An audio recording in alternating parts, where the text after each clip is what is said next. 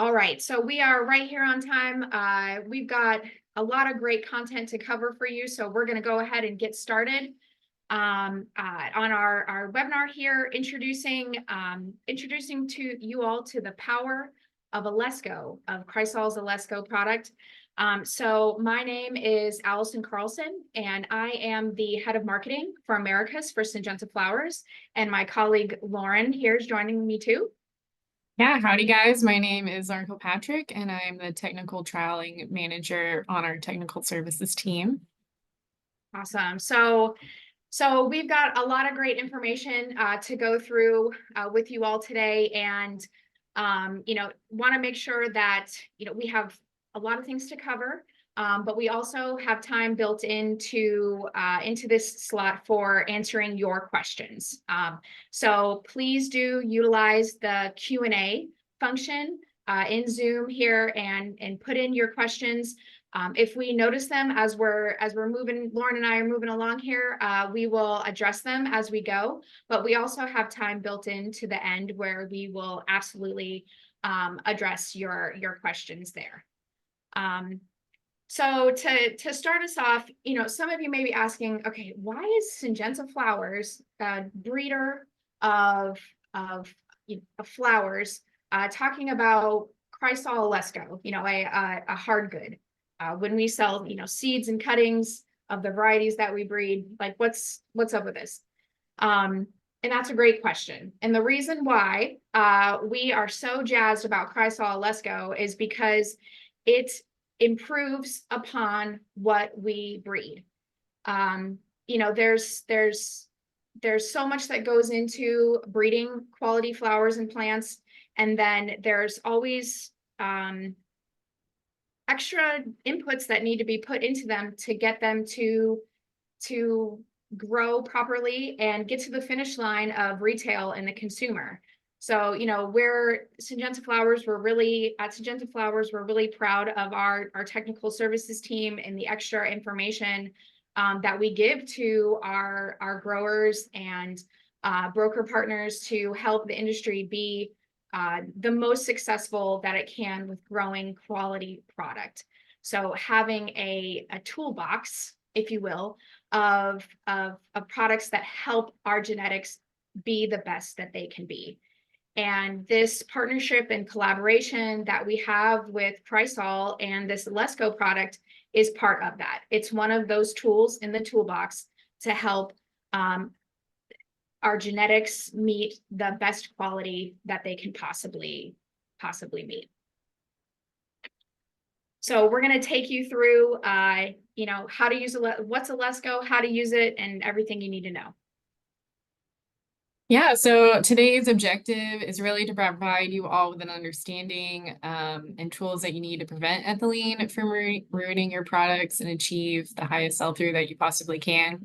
So knowledge is power, and we're going to start off by explaining what ethylene is, how it affects the crops, really dive into the problem and how ethylene really kind of, no matter what you do, will affect to a certain degree. And then, of course, talk about Alesco as a solution, how to apply Alesco. We love data, so we're also going to do a nice little cost-benefit analysis to really see what your investment is to protect your crop. And, like this picture, keep you and your customers smiling and having beautiful flowering plants. And then, as Allison mentioned, we will have time at the end for questions, but if we do see them throughout our presentation, we'll try to answer them, but we will have time at the end. So feel free to drop your questions in the Q&A.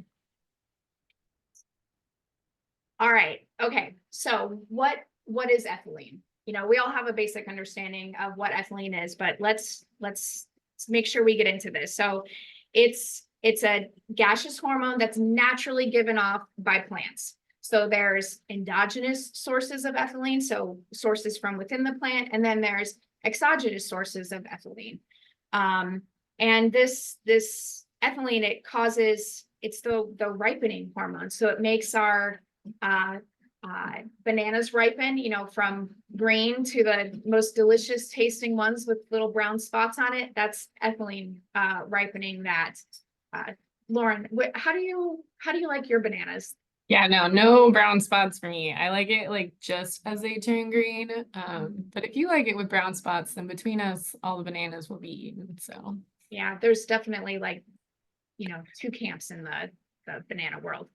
Um, but so anyway, also with ethylene, it can also be a byproduct of the combustion process. So, this is something that you want to watch out for, this time of year when it's cold out. If you got products in your greenhouses and you got your heaters running, making sure that they're maintained, because that can be a source of ethylene too. These photos show some of the symptoms that ethylene causes, just a day or 2 or 3 of exposure of this in patients to just 2 parts per million of ethylene has some really detrimental effects to that product. And this is a nice photo here of a tomato showing epinasty, which we'll talk about on the next slide too. So things you don't want your plants to experience. So some more details here, other ethylene damage like symptomology. We see this all the time, leaf yellowing and like geraniums, it's that senescence starting. Petal shattering, like we saw in those impatiens in the last photo. Geraniums experience that a lot. Leaf abscission, bud abortion. So the young buds on the plants just never even open. They abscise and fall off. But then also just rapid flower wilting or yellowing, just speeding up that aging process with the ethylene. And then epinasty, which is a fancy word. You can throw that around at dinner tonight or something, or like your next party, where it causes curling and drooping of leaves. So some other like quick tips for mitigating and like watching out for and controlling and preventing ethylene. Proper sanitation to remove decaying plant material, because it's that aging hormone. It's the plants are putting it off themselves as they die and decompose and age. So you want to make sure that your compost piles are away from your greenhouses. And then those green bins in greenhouses where you're tossing plant material that's dying, got to make sure those are cleaned out often to reduce that ethylene that's coming off from those that can affect your crops. Proper maintenance and venting of greenhouse heaters. So I mentioned that, a little bit during the last slide. Really got to make sure that the ethylene's not coming in from your heating system. Usually you'll see that on hanging baskets that are like, you'll see it first because ethylene rises on hanging baskets that are maybe up on some, rafters. And you'll see that's the symptomology of the ethylene damage on those. Also, watching what other kinds of product your flowering product is around. So like fruits and vegetables, especially things like apples, bananas, and tomatoes. So they put off a lot of ethylene that can affect the other plants around them. And then the thing that we're here for to talk about specifically is to protect those plants during shipping. There is a lot of stress that goes on during the shipping process, where just moving plants around to get them on carts to be shipped, wrapping them in plastic, putting them on a truck. They get shaken around and stored and just for very long periods of time. All that is very stressful and causes damage and ethylene to be released and then also trapped in those spaces. So that is a really important part of the product chain to protect the plants from ethylene. yeah, so just to kind of expand on that last part that Allison mentioned, we can do everything in our power to protect these plants in our greenhouse and, checking the heaters and monitoring the waste bins and taking care of all of that. But as soon as these plants go into shipping, that they enter a scenario in which we can't control. So as Allison mentioned, going into shipping, they're in a confined space, temperature fluctuates, they're getting shaken around. All of that stresses these plants out and kind of builds up that ethylene. So they're already going to have experienced some ethylene, and that can only get worse if there's a delay. Weather happens, unfortunately, and, other scenarios in which delays occur. So that just increases the time that they're spent in that shipping. And then even when they reach a retail center, they're going from a really great greenhouse environment to a retail space that is totally different. Again, temperature, lighting, maybe they're placed next to plants that have been there longer, that are older, that are releasing more ethylene. So there's lots of ways that ethylene can affect these plants once they leave your greenhouse environment. Yeah, once they're out of your, out of your greenhouse, it's hard to control all the time what they'll experience. And, there's so much effort and expense and time that's put into, getting crops to this beautiful first photo, in your greenhouses, getting them to, perfect specification, beautiful flowering, aesthetically pleasing, should fly off the bench, to getting it on this cart and then at retail. So, this solution really helps to, make sure that quality extends all the way through to the retail and the consumer. Yeah, absolutely. Because I think we've all sadly walked into a retail center or space and kind of seen that picture there of that cart where you kind of look over and you see these plants that are yellowing, stretched, hardly have any color on them. If there's going to be a few customers who walk over there and go, yes, discounted plants, I can save them. But that's not the majority of people, unfortunately. And so while this picture is worth 1,000 words, this problem is actually equates to over millions of dollars in waste each year. So as you can see here, this is some great data taken from the USDA showing that retail shrink with two of our most important crops. With geraniums, 15% retail shrink happens, 7.7 million pots. That's a lot of plant material being thrown out. And that is estimated to $16.3 million. And this goes for both our vegetative and our seed geraniums, which we know are kind of notorious for having even more ethylene sensitivity. And it's the same with petunias. Again, we see about 15% shrink at retail, estimated to $14.7 million. And I don't know about y'all, but in today's economy, we cannot be having any shrink, and we want to make sure all those dollars go back and is invested back into our businesses. So it's a huge, huge problem currently. Yep, definitely want to grow what we can sell and sell everything that's grown. So that keeps our pockets healthy. Mm-hmm. All right, so we've defined the problem of ethylene and this transport stress and, all the things that can happen there. So here's the solution. At Syngenta, we're about solutions. So that's where Chrysol Alesco comes in. So it's a post-harvest product used to protect ethylene-sensitive crops. So I'll be very clear here, not every single floriculture crop is particularly sensitive to ethylene. So, we have some information later on where we'll go through, what crops really benefit from this and which ones have like slight benefits. And that's really dependent on their sensitivity to ethylene. So we'll talk more about that, but I wanted to be very clear there. It's applied as a foliar spray, easy peasy.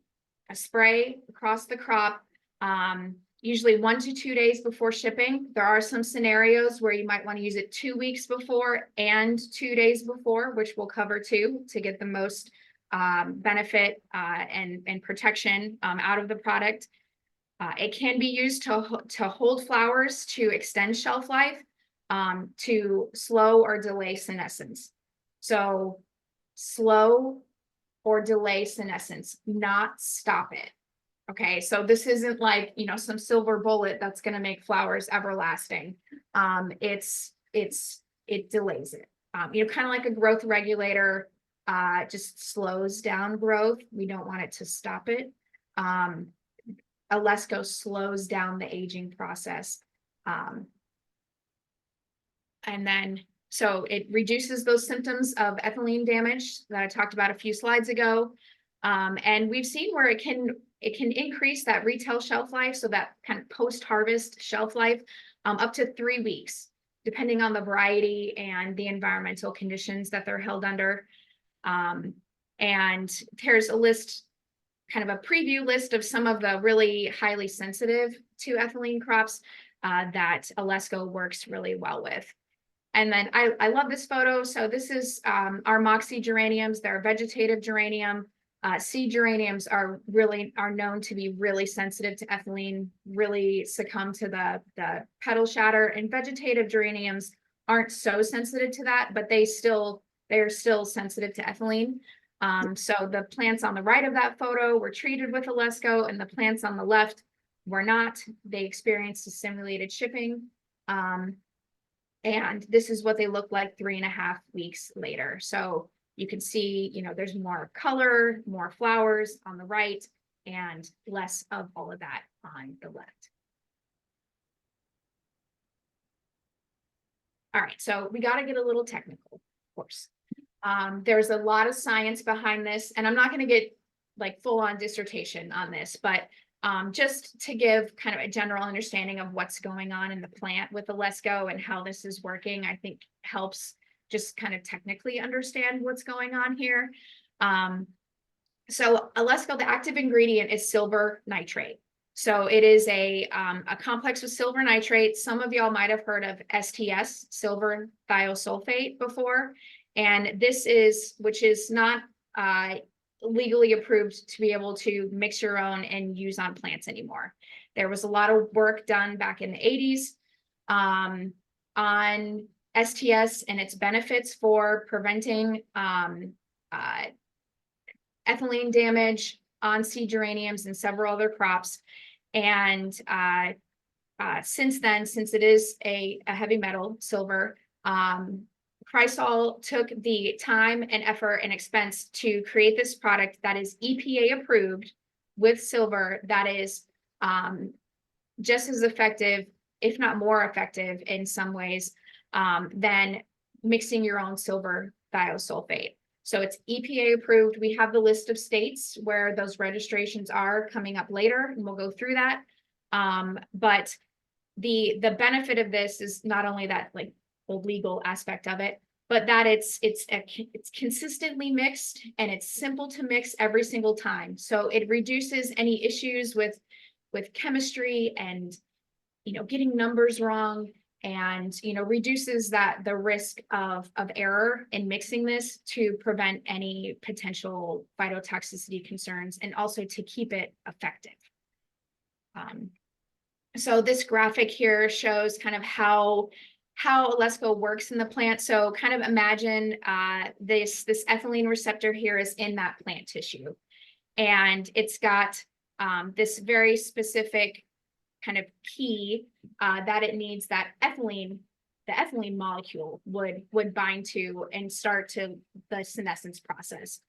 Alesco is close enough in its molecular structure that it will bind to the ethylene receptor and block that receptor. So when these, for this example, these green ethylene molecules come around to try to bind to the ethylene receptor, they don't have anywhere to bind to and start that senescence process because Alesco's already there. So this is a very simplified way of how this works within the plant tissue.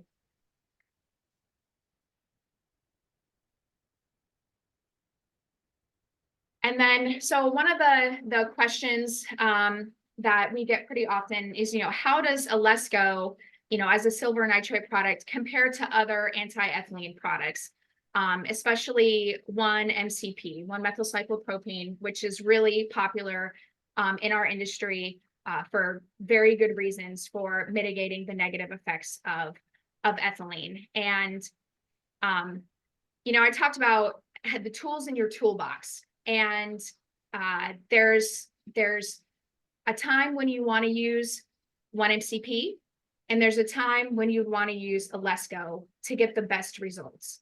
It's kind of like the metaphor of, you wouldn't use a screwdriver to try to put a nail in a piece of wood, you'd want to use a hammer to be the most effective, or a nail gun, whichever, powered, unpowered, whichever you prefer, but you got to have the right tool to get the right job done. So some of the key differences and between these two anti-ethylene products, Alesco tends to be more effective than 1-MCP, like long term, because it provides more protection with the residual product that stays in the plant tissue from the application of that spray. So, as the plant grows, it's going to produce new ethylene receptors in its tissue. And Alesco, the residual product that's in the tissue after the spray, will still move around the whole plant. Alesco absorbs through leaves, stems, flowers, like all the plant parts. It keeps moving around and it will bind to new ethylene receptors. So that way you get a longer effect of it. But with 1-MCP, for those of you who aren't familiar with it, it's a gas. So you have to have the plant material that you're treating in an enclosed area and gas it at one time with the 1-MCP. In order to, with the 1-MCP approach, in order to cover those new ethylene receptors that are growing, you'd have to regas the plants.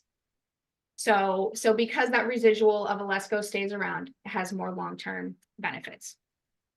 Alesco doesn't require an enclosed space like 1-MCP for the gas, so that's also much easier for application before shipping, or during production, like even 2 weeks before shipping, like we recommend for some crops.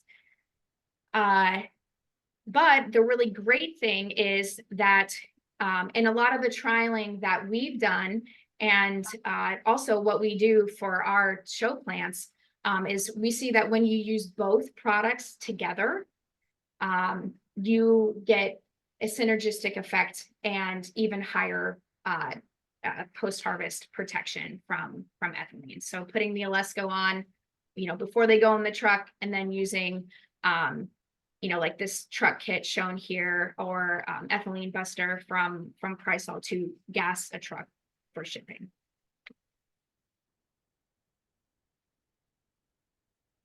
Yeah, that's awesome. Man, if you had been my chemistry professor, maybe I would have explained it, or, done a little bit better in chemistry, because you explained it super well and how it works. Yeah, so now we can talk about stuff that you can actually see and look at some fun trialing pictures.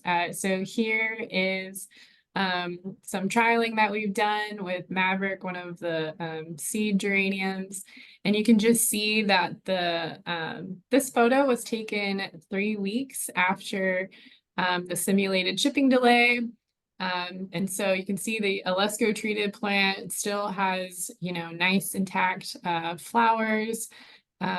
Whereas in the untreated control, you just have all that petal shower. It's, severely declining in color and not looking so great. And then Pinto Premium. So this is another one of our really good seed geranium series.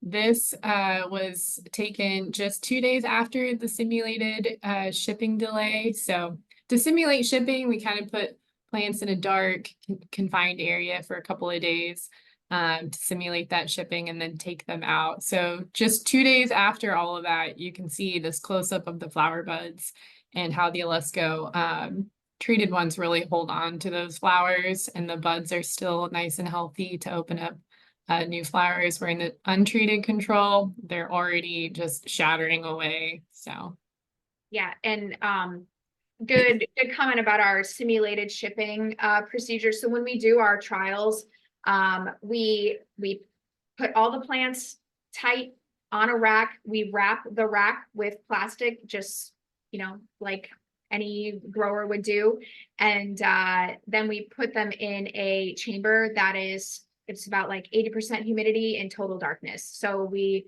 really, for 3 days. So we really do, try to get as close as possible to replicating a back of a truck as we can.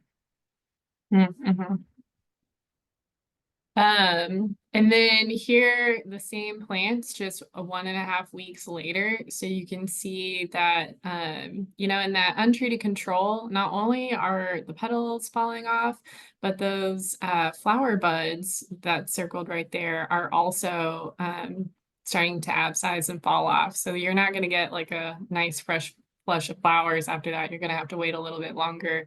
Whereas the Alesco treated ones, still have really good color and still maintaining their flowers.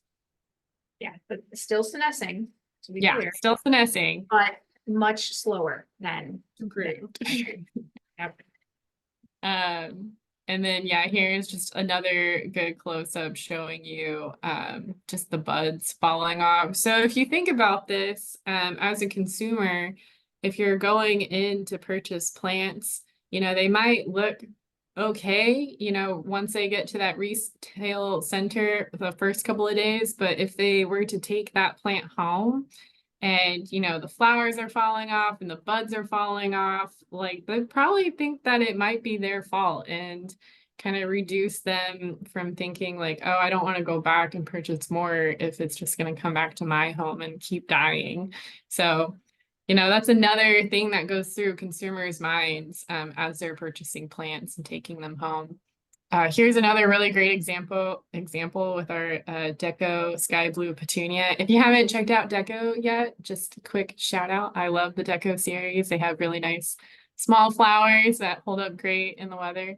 But also here you can just see that the Alesco, you know, treatment maintains all of those flowers just 2 weeks after shipping. So 2 weeks later, homeowners still going to have flowers on their plants. They're going to look beautiful. They're going to tell all their friends and just increase that buying power. Uh, and then also with petunias, you know, as the flower decays, it can attract botrytis and other disease issues. So having plants treated with Alesco that slows and delays that senescence really helps also decrease the risk of those diseases. Yeah. Yeah, and Lauren, I really liked your comments there on the consumer performance, because sometimes, you know, we get the question on these slides, you know, why are you showing me these 2 and like 3 week old plants? You know, like they're not, if they're at retail for 2 or 3 weeks, then you know there's something else wrong with them or whatever. But that consumer message is really what we're trying to drive home here, because yeah, like you said, maybe it still looks good at retail, but it's declining and the buds may have aborted, and that affects the consumer experience and their repurchase potential. So that's why we show these so far after the treatment process. And then just another example with our lobelia here. So you can see again, this photo taken 7 days after the Alesco application, that, you know, with that untreated control ethylene, that ethylene buildup really stretches the plants. So their habits get ununiform and look a little wonky. You know, the flowers have totally dropped. So ethylene really affects the plant in a lot of different ways. So treating it with Alesco can really just, you know, increase the overall quality and still have it the same quality that left your greenhouse into that retail center.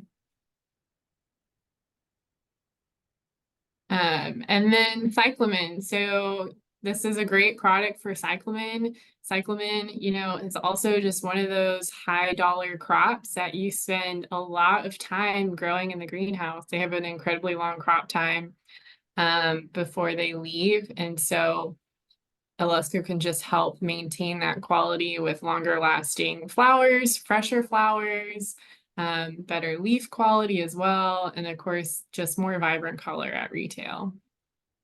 Yeah, and with this one, this is 8 weeks after treatment. So even more than the 3 weeks we've been showing before.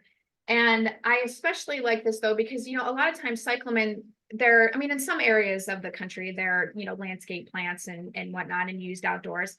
But I think for the vast majority of folks, they're indoor plants.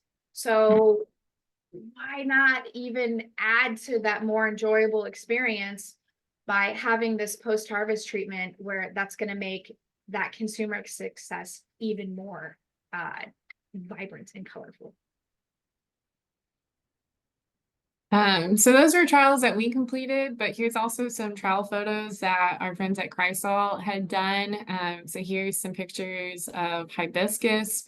So again, as you can see, just 11 days after the application, you still have all of those flowers and the flower buds on hibiscus, which again is just another high dollar value crop. So maintaining the integrity of its quality really pushes it through, you know, at the retail center, so that you're able to get, you know, the hard-earned money that you deserve for these plants. And then also Campanula here, if you want, you can go over to the Chrysol's product page for Alesco, and they have a really cool time-lapse video. So be sure to check that out. But again, photo taken 11 days after application, you can see with the treated plants that you still have all those flowers on there. You can see that even new flowers opened up. Those darker ones are the newer flowers that have come to bloom. So really just impressive results that you can actually see. Yeah, and our Marcom team is putting some great links in the chat for you all to save.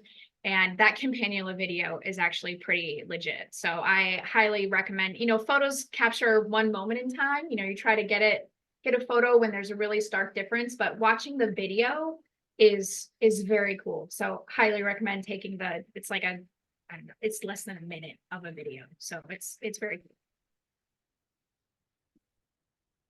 And as Allison mentioned, we believe in this product and we see it work. So we actually apply this to all of our show materials. So if you come out to cast or cultivate, you'll see the power of Alesco at work, which is fantastic for all of us because not only do these plants go through shipping, but then they're placed, you know, in a trade center under harsh lights and cold temperatures, and they go through a ton of stress.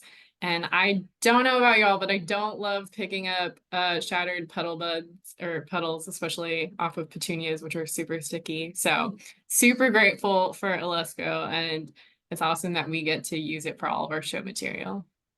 Absolutely. Yeah, and I love the Alesco demo that we do every year at Cast and Cultivate to really show the difference here. And I don't the picture doesn't even need explaining. Yeah. Except maybe on the right is treated and on the left is untreated, but you could probably deduce that anyway. Mm-hmm. All right, so those are some really great photo examples. We've done a lot of trialing at Syngenta, and the Chrysol team's done a lot of trialing too, to identify, you know, crops that we highly recommend this on. But really, you know, the science has been done for a long time. There's lists and a lot of research done by universities and their programs to identify ethylene sensitivity in a lot of our floriculture crops. So we have some snips here of a list that we have of the crops where we found it to be the most beneficial, and that Alesco benefit column really could be translated to how sensitive that crop is to ethylene. So the more sensitive it is, the higher that benefit it is.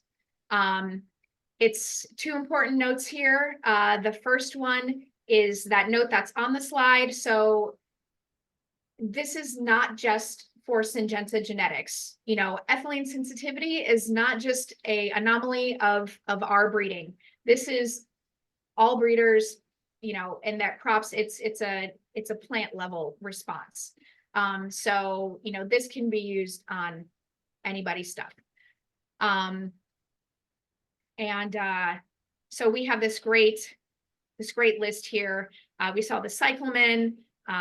You can see some of the ones that have like Calibrachoa, so closely related to petunia, also has ethylene sensitivity. We have also to note that crops that aren't on here, or ones that even aren't ethylene sensitive, there's only been one scenario where we've noted phytotoxicity in Alesco, and we have photos of it later, but it's when you use way more than you need, 5 times the amount of the product. So you can put this on crops that even aren't ethylene sensitive, and it's not going to have detrimental effects. So if you have, quick combos or combo planters that have, petunias and calibrachoa, and then maybe another crop that's not ethylene sensitive, it is absolutely 100% worth it to spray it on those, even if there's one product in there that's not sensitive. So that's really, really important to note. And we have this list on, it's linked in the chat too, so you can see the full list here. You don't have to like take all these notes. But our geraniums here with seed and vegetative. Hydrangea is another good crop to call out for another high value crop, like Lauren mentioned with the hibiscus. Where you want to make sure, it is really the flowers that sell that. So you want to make sure that those stay nice and fresh for as long as possible. Lantana, we've got some good notes coming up on specifically when to treat lantana to get the best effect. And then the end of our list here, the petunias and snapdragons, pansies. So, a lot of really important crops to our industry have really high ethylene sensitivity. All right, so now that we know all about Alesco, let's dive into the cost benefit of protecting your plants. So just one 200 milliliter bottle, so super small bottle, can treat approximately an entire acre of crop material. And that's crop material that you can put pot tight. So it's just covers a huge amount of area for as many pots that you can fit into there. Application cost, we've done the math. We love to show in numbers how much you can save. And it came out to about a penny per plant. Huge, less than a penny, but we had to round up to have a number.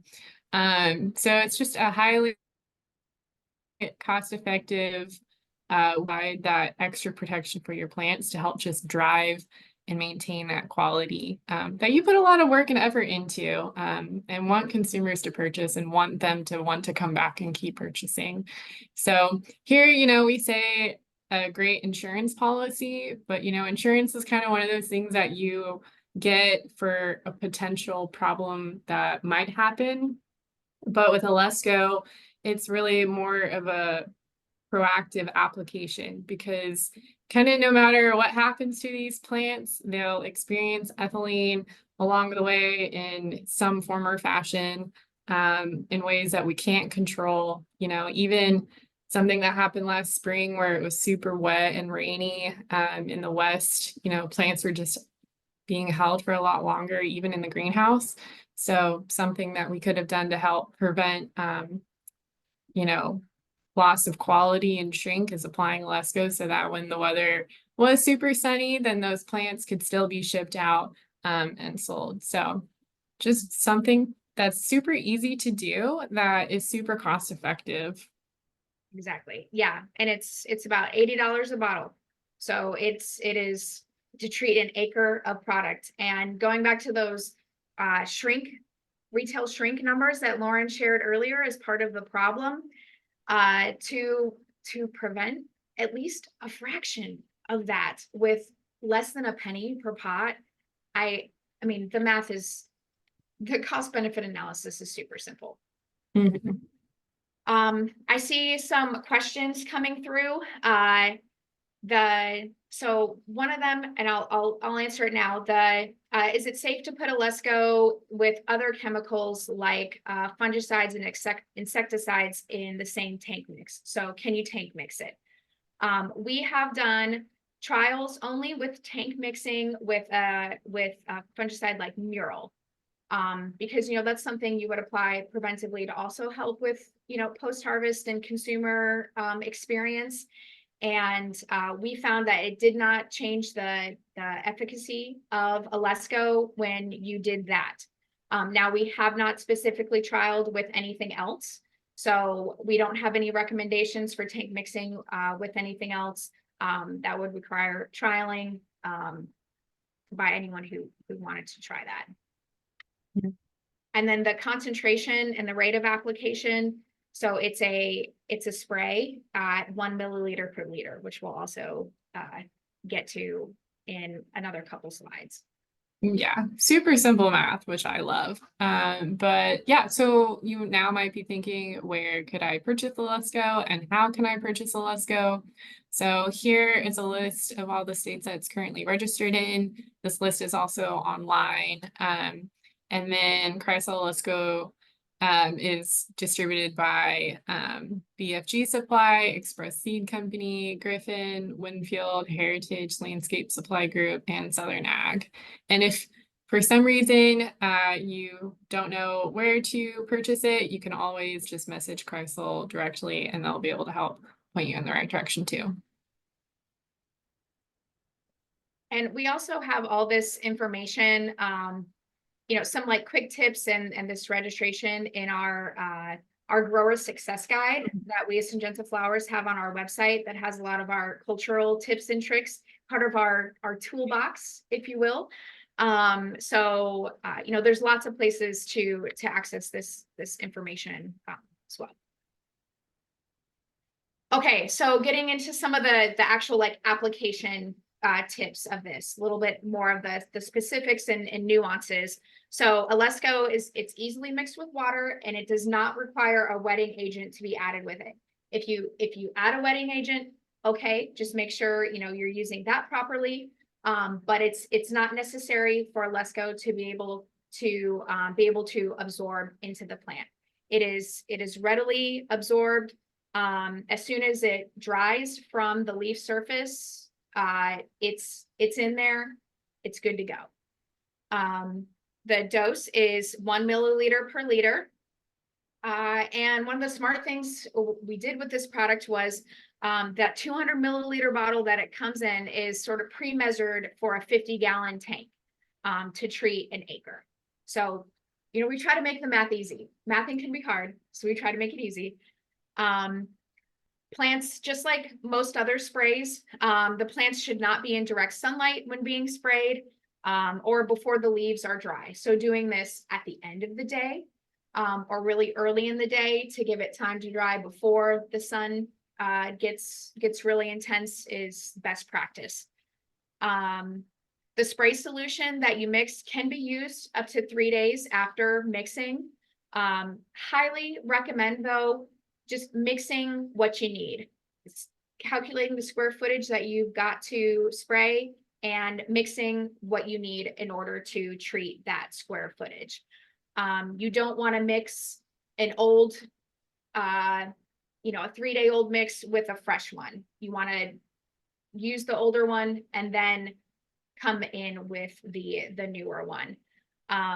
And just mixing what you need helps to mitigate any concerns about having to dispose of extra material. I mean, it also saves you from like wasting money on what you mixed, but having to dispose of the silver, because you can't just dump it down the drain. So it makes it a lot more simple if you just mix what you need. There's only a 4-hour REI, so that makes it super easy. It's your standard PPE of gloves and goggles and covering skin. It's not, you don't have to wear a respirator or anything crazy. And then always follow the label directions. The label is very clear about how to do all of this and its use. So absolutely always read the label on any product that you use. Yeah, good greenhouse practices to just always follow. And I saw the question, does the spray tank need to be buffered? I am assuming maybe like pH buffered. If you could be more specific about buffered, I could be more particular, but there isn't anything that really needs to be done in particular to have this be effective. It's really just mixing it and applying it. Mm-hmm. All right, and then some other application tips. So the application times that are like most beneficial and most effective depend on how sensitive the crop is to ethylene and the developmental stage that the flower is at. So the easiest metaphor I could come up for this is comparing it to a plant growth retardant. So you don't put, you know, bonsai on when the plant's already too large and expect it to shrink. Okay, that's not how a growth regulator works. You have to put it on when you're anticipating that growth is going to happen so you can slow it down and delay it. So it's a similar thing with Alesco. You don't put it on already senescing and aging flowers because it doesn't anti-age. It just slows and delays the senescence process. So putting it on at more of a budded stage is where you're really going to get that Alesco binding to those receptors rather than the ethylene that the plant is producing itself. All right. So that's why with crops that where the inflorescences have multiple stages of development in that flower, we recommend 2 applications. So like with this lantana here, at this stage that's circled is when I would do the one, and it's depending on the development of the crop, 1 to 2 weeks before shipping. But really it's just like with growth regulators, it's an art and a science. You know, you got to watch the plants to be able to put it on at the right time, but it's this stage. So you're protecting those young buds that are there in the middle forming, and then putting it on 1 to 2 days before shipping to protect any of the buds that formed in that time since you did the first application. So that way you're getting maximum protection. Doing this, you know, prior to racking or on carts, you know, it's easy to get those in a tight space, do the application, let them dry, you know, before wrapping them and putting them on the truck. And that's just best practice for any kind of, you know, liquid spray on a plant product. We don't want to rack and ship things that are too wet.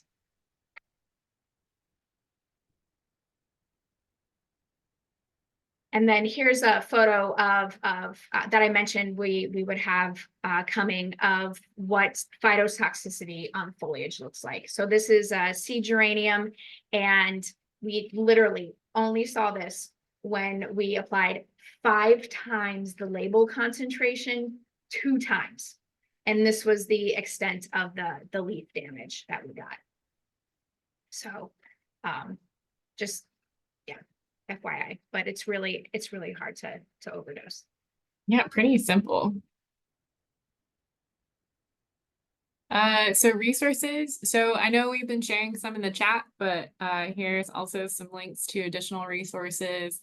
Alesco has a lot of great text sheets, product info sheets, frequently asked questions in case we can't, if you think of more. There's also a lot of video resources, which are great. And then of course the great timeline videos, as you can see. We also mentioned our grower success guide, so be sure to look at that too and have that handy as well. So yeah, and a lot of these were the links that that our Marcom team's been putting in the chat as well. Mm-hmm. And then just in general, you know, we're really proud of all the digital resources that we have on our website to support growers and everyone in our industry to be successful growing beautiful flowers. So absolutely, you know, check out our website and our technical documents and culture guides and our YouTube page that has tons of great videos. And this webinar is being recorded and will also be incorporated into those resources for future viewing. So that's all we have prepared for you today. And we would love to take any questions that you have with these, you know, last 10 minutes.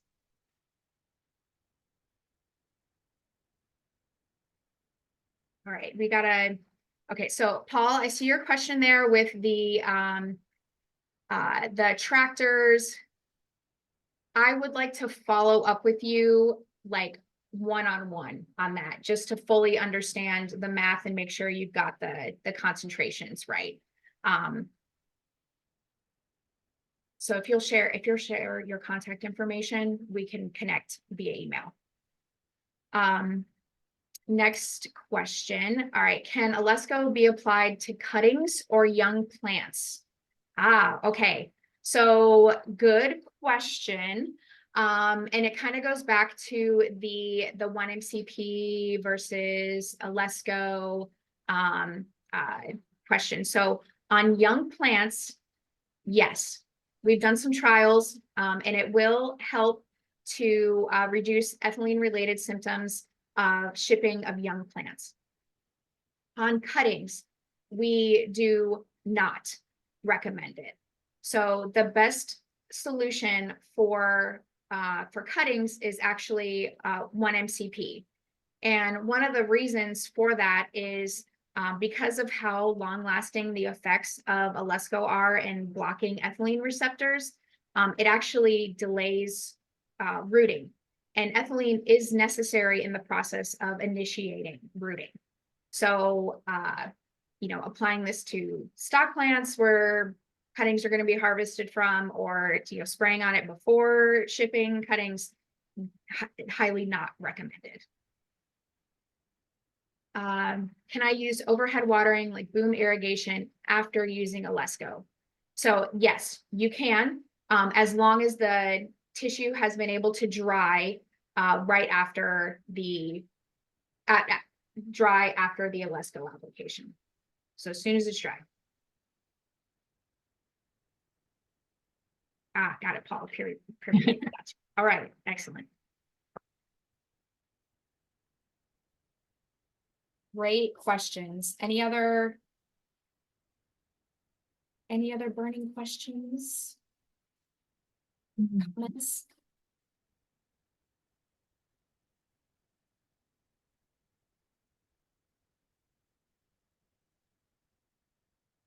I guess we just covered everything so well, Lauren. I know. Oh, well, one more. Here we go. Yeah. Can Alesco help with shipping delays? Yes, it can. So if you know a delay is coming, you can apply Alesco, 1 to 2 days before shipping, so that it helps protect that plant through shipping, and then up to 2 to 3 weeks after. Yeah, and shipping delays, but then also, we'll see those weekends where the weather's not so good and people aren't coming into the garden center.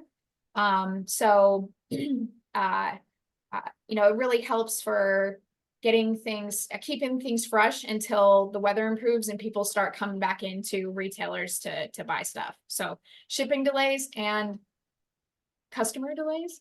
Yeah.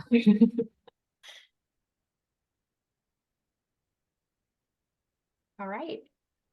Well, thank you all for spending some time with us talking about Alesco, and we are always available to you all to answer any questions that you have about Alesco. If you've got certain crops you want to try it on and want to optimize that timing for application, our tech team is available to help dial that in for you and help you be the most successful with this product. We just love Alesco. So it's so effective and it's so easy. So I really hope that if you haven't tried it, you will try it. And if you have tried it and maybe kind of fell off the bandwagon, pick it back up again, because it really is a game changer. So thank you. Yeah, thank you guys.